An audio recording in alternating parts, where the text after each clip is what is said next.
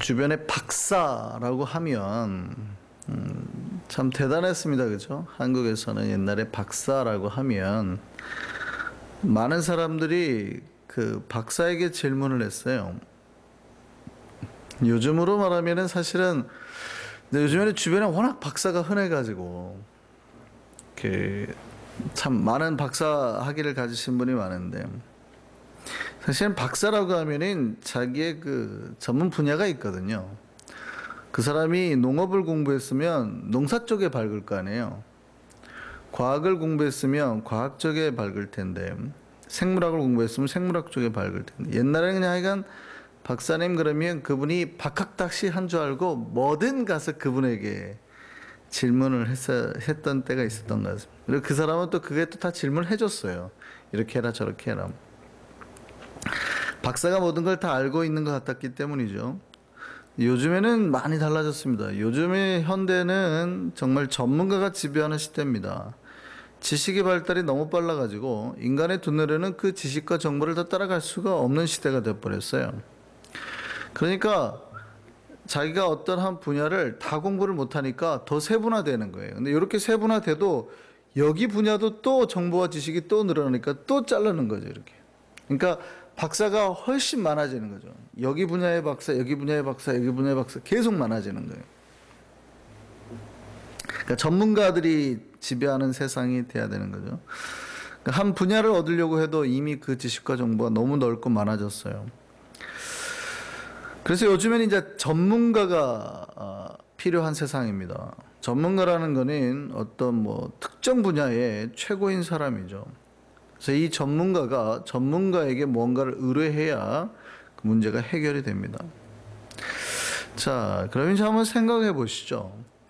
저와 여러분, 인간의 인생의 전문가는 과연 누구일까요? 진짜 우리의 인생을 잘 알고 가장 최고의 정보와 지식을 가지고 있고 우리 인생을 잘 이끌어줄 분은 누굴까요? 여러분 인생, 각자 인생의 전문가는 누굴까요? 많은 사람들이 바로 내가 인생의 최고의 전문가다라고 생각을 합니다. 왜냐하면 지금 내가 벌써 이 몸을 수십 년째 쓰고 있거든요. 그러니까 내가 벌써 이 몸을 수십 년째 쓰고 있잖아요. 그러니까 내가 내 몸에 뭐가 약한지, 뭐가 강한지, 내 습관이 뭔지, 내 식성이 뭔지 누가 제일 잘 알아요? 내가 제일 잘 알아요. 그러니까 사람들은 바로 자기가 자기 인생의 최고 전문가라고 생각하는 겁니다. 그러니까 자기 마음대로 쓰는 거죠. 이 말이 맞을까요? 틀릴까요? 정말 우리가 생각하는 대로 내가 나를 제일 잘 알고 내 인생의 전문가인 걸까요? 사실 따지고 보면 그렇지도 않습니다. 내가 내 몸을 제일 잘 아는 것 같아도요, 내가 내 몸 상태를 제일 잘 아는 것 같아도 내 몸을 더 건강하고 아름답게 만들어줄 사람은 내가 아니라 운동의 전문가입니다. 그냥 헬스 트레이너한테 가가지고 맡기는 게 훨씬 낫다는 얘기죠. 내 몸을 더 아름답게 만들어줄 수 있어요, 지금보다. 내 식습관도 내가 더 잘 알고 내 먹는 걸 내가 더 잘 조절할 수 있을 것 같아도요, 사실은 더 전문가는 식품 영양사입니다. 이렇게 먹으세요 저렇게 먹으세요 하는 게 훨씬 건강해진다는 얘기죠. 내가 번 내 돈도 내가 제일 잘 관리할 것 같아도요, 사실은 재정상담사가 더 잘합니다. 이 돈은 이만큼 세이브해 놓으시고, 이 돈은 이만큼 어디다 펀드에다 투자를 하시고, 이 돈은 부동산을 사시고, 그 사람들이 훨씬 더 잘한다는 거죠. 내 돈이지만, 내가 번 거지만 다른 누군가가 더 전문가가 있다는 거예요. 그렇게 따지고 보면 내 삶에서 내가 전문가라고 자랑할 분야가 별로 많지 않죠. 내 건데, 내가 지금까지 누리고 살았는데. 그런데도 많은 이들은 여전히 내가 제일 잘한다, 내 인생은 내 맘대로 하는 게 제일 낫다라고 생각을 하는 거죠. 인간 삶의 진짜 전문가가 누굴까요? 우리 인생의 진짜 전문가는 사람이 아니라 하나님입니다. 그러니까 여기 말하는 것은 인간의 인생, 삶 전체, 인간의 역사 전체를 말하는 겁니다. 여러분 농사일을 40년쯤 했어요. 이 사람보다 그 농사를 더 잘하는 사람이 있을까요? 없을까요? 사람 중에서는 찾기 어려울 수 있어요. 그런데 하나님이 그분보다 더 전문가신 거죠. 30년 동안 한 분야에서 사람을 고치고 수술해온 의사보다 더 전문가를 사람 중에서 찾기는 어려울지 모르지만 하나님은 더 전문가시라는 얘기예요. 평생 그 지역에서 바닷일을 해온 어부보다 더 전문가를 찾기는 사람 중에 찾기는 어려울지 모르지만 그래도 하나님은 더 전문가세요. 여러분, 만약에 하나님이 일주일만 같은 지역에 폭우를 내리시면 아무리 40년 동안 농사를 해온 사람이라도 그 사람 농사는 망해버립니다. 30년 동안 수술해온 의사라 하더라도요, 하나님이 그 자리에서 이렇게 목숨 끊겠다고 툭 하시면 그냥 끝나는 거예요. 여러분, 50년을 바다에서 살아온 어부라고 하더라도 하나님이 그냥 그 어부가 타고 있는 배보다 조금 높은 파도 한 번만 이렇게 훅 하면 그냥 끝나는 거죠. 자기가 몇십 년은 전문가라고 아무리 주장해도요, 누가 더 전문가예요? 하나님이 훨씬 전문가예요. 여러분, 이 사실 믿으십니까?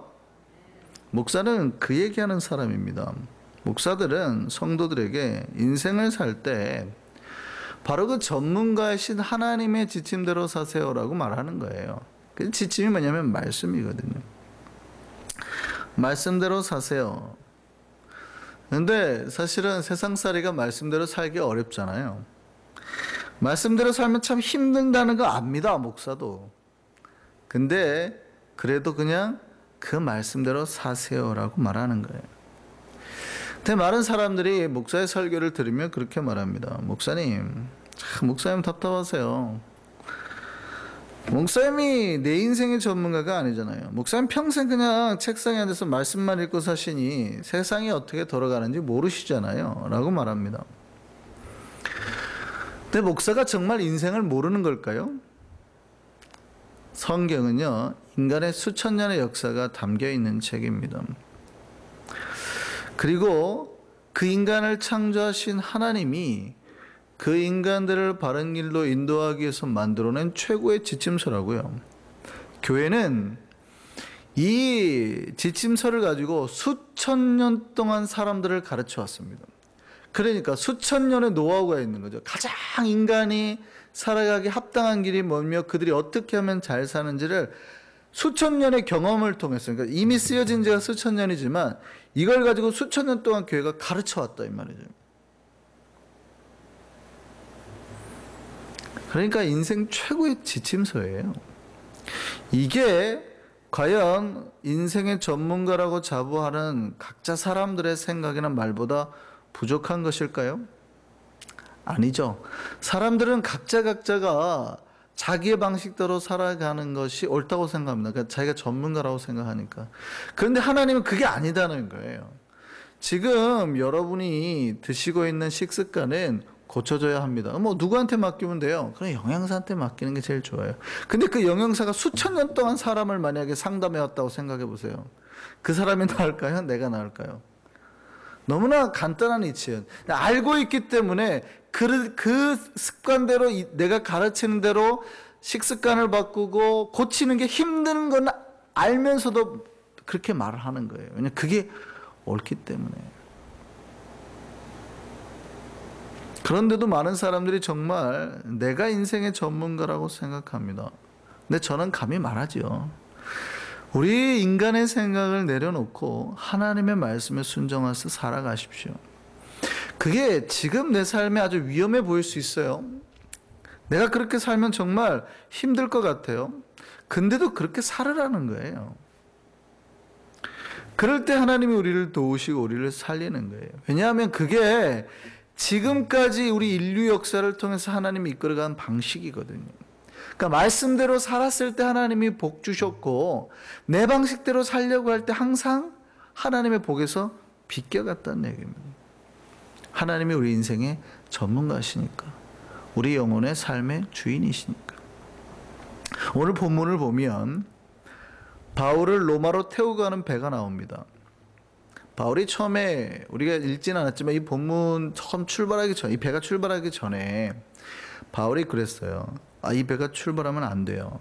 이 배 출발하면 큰일 납니다. 풍랑 만나서 여러분이 배에 싣고 있던 모든 재산을 다 잃을 겁니다. 그랬어요. 사람도 크게 상해를 입을 겁니다. 그랬어요. 그런데 사람들이 그 말을 듣지 않았죠. 특별히 이제 바울을 이끄는 그 백부장은 바울의 말보다 그런 말을 들으니까 이제 선장한테 물어본 거예요. 그리고 선장과 선주의 말을 물어본 거예요. 요번에 어때 항해길에 좀 문제가 있을까요? 지금이 혹시 바다에 태풍이 치는 철인가요? 이렇게 뭐 물어본 거죠. 그런데 그 사람들이 뭐라 그래요? 아니, 괜찮아요. 이런 거 하는 거예요. 그러니까 누가 전문가라고 생각한 거예요?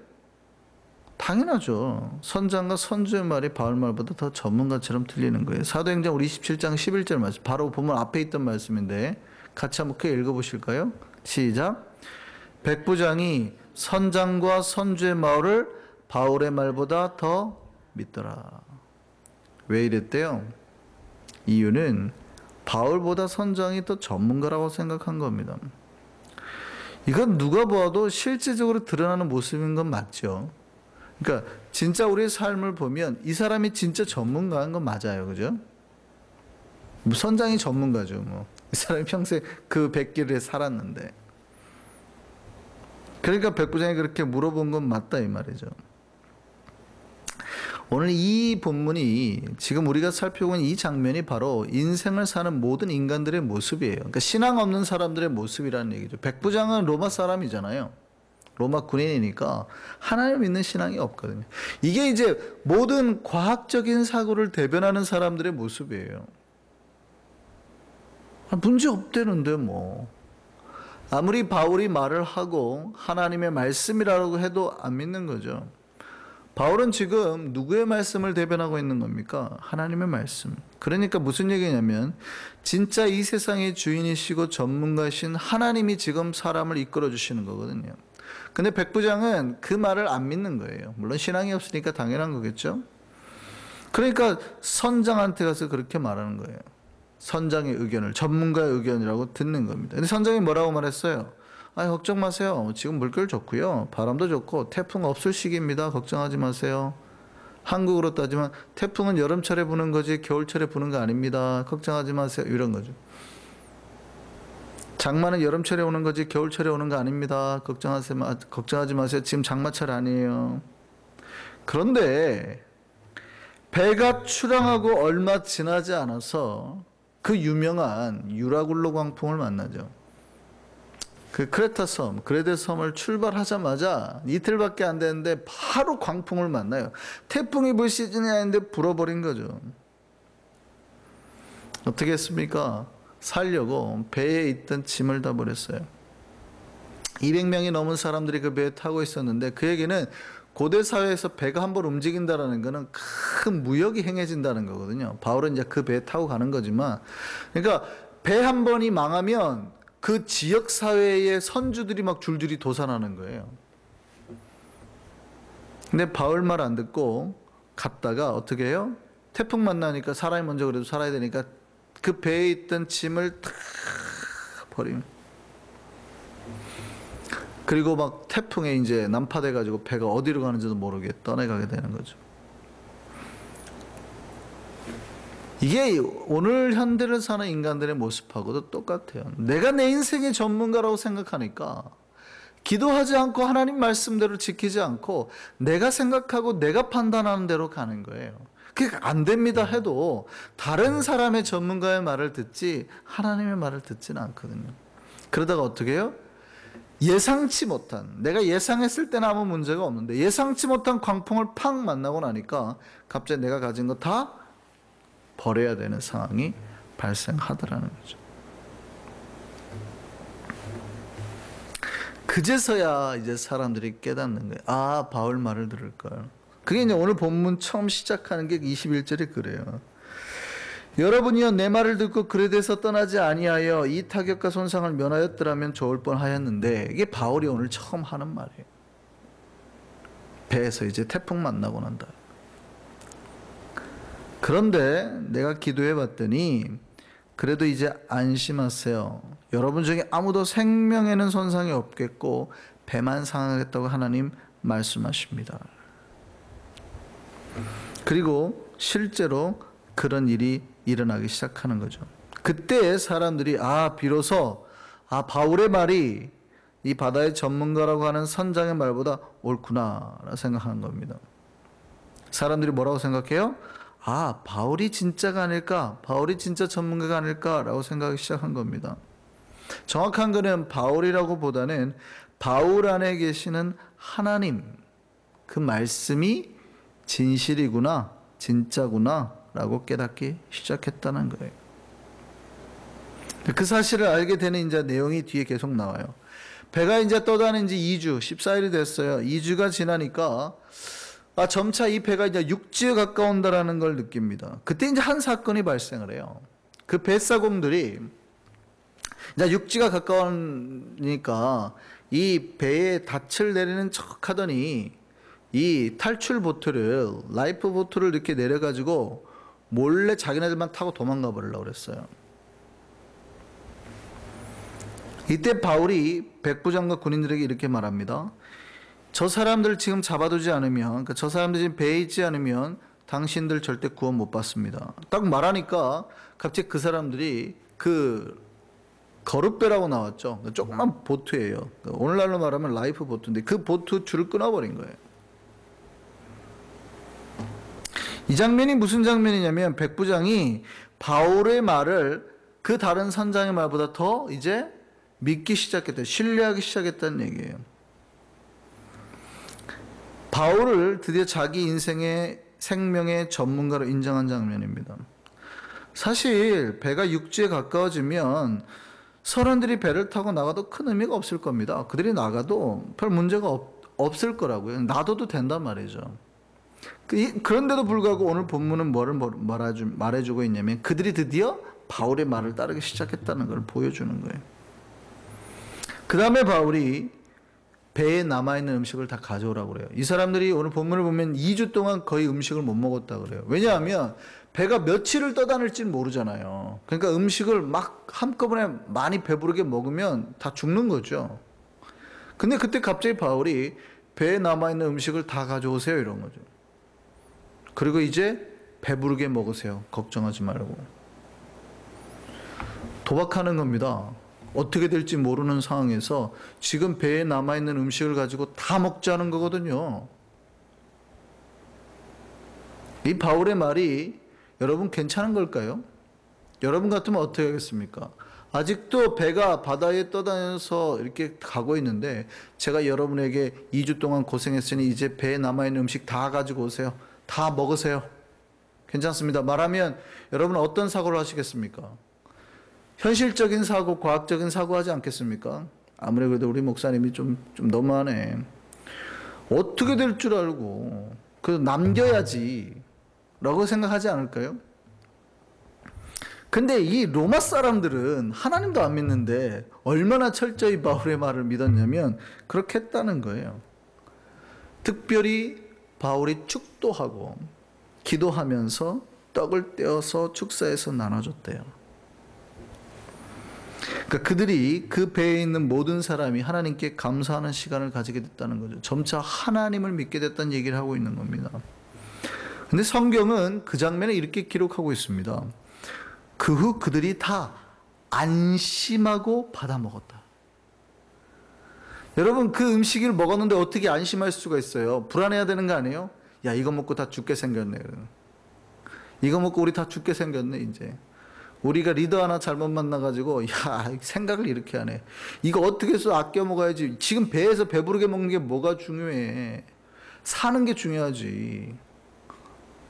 그렇잖아요. 어떻게 해서 생명 연장해서 무트로만 나가면 먹을 수 있는데 얼마나 바보 같은 판단입니까? 근데 배에 있는 사람들이 다 안심하고 받아 먹었대요. 그거를 다 먹자는 얘기를. 그 다음에 더 놀라운 얘기 해드릴까요? 얼마나 이 사람들이 바울의 말을 그 하나님의 말씀을 철저하게 믿었냐면 배에 남아있는 음식을 배불리 먹었고, 배불리 먹었다는 거는 이제 만약에 육지에 도달하지 않으면 다 죽는다는 얘기 아니에요. 죽을 거란 얘기죠. 배불리 먹었을 뿐만 아니라 배에 남아있는 그 배의 사람들이 배부르게 먹고 난 다음에 남아있는 밀을 바다에 다 버려버렸대요. 먹고 난 다음에 남은 음식 밀을 그 곡물을 싹 바다에 버려버렸대요. 이제 걱정하지 말라는 거예요. 도착할 거니까. 얼마나 엄청난 일입니까? 그러니까 그들이 얼마나 바울을 신뢰하게 됐는지 알려주는 구절이에요. 사실은 그들이 크리스천이라 보기는 힘든데 그럼에도 그들의 믿음은 오늘날 우리에게 엄청난 도전을 줍니다. 그들은 드디어 자신들이 인생의 전문가가 자기가 아니라는 걸 깨달은 거죠. 특별히 바울의 하나님이 진짜 전문가요, 우리 인간의 인생의 주인임을 깨달은 겁니다. 그리고 그렇게 했더니 안심하더라는 거예요. 그걸 믿고 그냥 음식을 다 버려버리더라는 거예요. 그리고 성경은 말합니다. 그리고 그들이 구원받았다. 성경은 그들이 그날에 구원받은 백성 숫자까지도 성경은 정확하게 기록하고 있어요. 276명. 276명이 구원받았다. 이렇게 기록하고 있습니다. 생각해 보시죠. 과연 우리 인생의 전문가는 누굴까요? 내 삶의 주인은 누굴까요? 하나님이실까요? 과연 나는 하나님의 말씀을 그리고 하나님을 내 인생의 주인으로 생각하고 있을까요? 아니면 아직도 여전히 하나님을 믿는다고 내가 여전히 나를 내 인생의 주인이라고 생각하고 살아가고 있지는 않나요? 내가 지금까지 해왔던 방법이 최선이고 최고이며 하나님의 말씀대로 사는 것이 위험하고 오히려 내가 그 말씀에 순종하는 것을 부담이라고 느끼고 살아가지는 않고 있나요? 내 삶의 주인을 정해야 됩니다. 내 인생의 진짜 전문가, 내 영혼의 주인이 진짜 누구인지, 나인지 하나님인지 정해야 될 때입니다. 내 지식과 능력을 내려놓고 하나님을 따를 때 우리는 우리 인생의 여러 문제에서 벗어날 수 있게 됩니다. 온전히 하나님과 그 말씀을 내 인생의 주인으로 삼아서 날마다 주님이 인도하시는 그 온전한 삶을 살아가는 우리 이성교, 우리 한성교의 모든 성도 여러분 되시기를 간절히 바랍니다. 우리 기도하겠습니다.